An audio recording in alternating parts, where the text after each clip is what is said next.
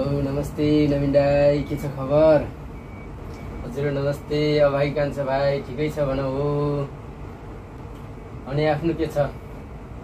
ए हो र दाई, ल ल ठिकै छ, मेरो पनि ठिकै छ भन्नुपर्छ, चलिरहेछ त्यसो तसो। ल ल ठिक छ त भाइ। अब अनि के हो, आज उल्टा भेटघाट पनि हुँदैन दुई भाइको? दाइ के हुनु, यस्तै हो अब, ड्युटीतिरै व्यस्त भनौँ न। अब हामी परदेशीको पीडा हजुरलाई थाहा भएकै कुरा हो।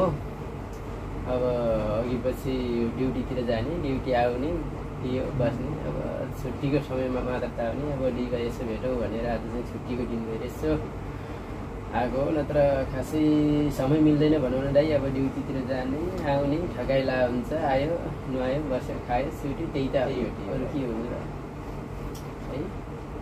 ठिकै छ, के गर्नु, अब परदेशको ठाउँमा हो, ड्युटी त गर्नै पर्छ। आफ्नो केयर गर। धेरै दिनपछिको दुई भाइको भेट आज, त्यही भएर एउटा सानो भिडियो बनाएको छु भाइ। भिडियो आयो भने यसो लाइक कमेन्ट गर्न नबिर्स है। अब धेरै दिनपछिको हाम्रो भेट हो। ए हो र दाइ, ल ल ठिकै छ त।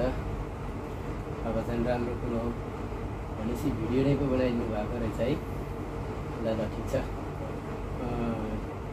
हुन्छ हस् दाइ, ठिकै छ, हुन्छ ल भाइ। अब भिडियो आइसकेपछि त लाइक कमेन्ट गर्ने कुरो भइहाल्यो नि दुई भाइको होइन। ल हुन्छ दाइ है त। ल है बाँकी कान्छ, अब ठिकै छ, हुन्छ, राम्रोसँग ड्युटी गर्दाखेरि ख्यालगेर गर। परदेशको ठाउँमा गाह्रो हुन्छ है, गर्मीको सिजन छ, एकदम केयर भएर ड्युटीहरू गर्नु, यस्तै छ, के गर्नु है त। ल फेरि भेटौँ ल अर्को हप्ता। अहिलेलाई बाबाई है त भाइ, ल।